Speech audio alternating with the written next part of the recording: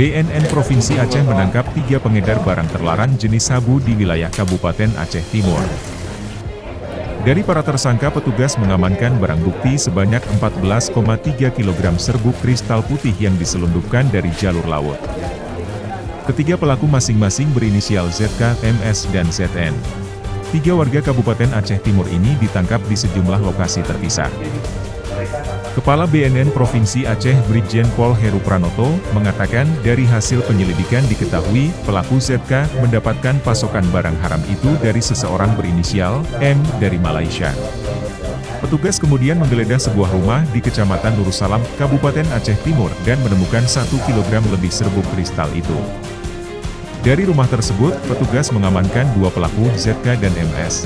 Setelah melakukan pengembangan, petugas kembali menemukan 13 kg lebih barang bukti lain di rumah milik tersangka MS di Kecamatan Idirayu. Ada 3 TKP dari kasus pengungkapan sabu ini. TKP yang pertama adalah di Kecamatan Nursalam Aceh Timur, kemudian kedua juga Kecamatan Idirayu di Aceh Timur juga. Yang TKP ketiga adalah Kecamatan Idirayu Aceh Timur. Yang ditangkap 3 orang tersangka. Yang pertama inisialnya ZK, inisialnya ZK. Ini alamatnya di Kecamatan Darussalam, Kabupaten Aceh Timur.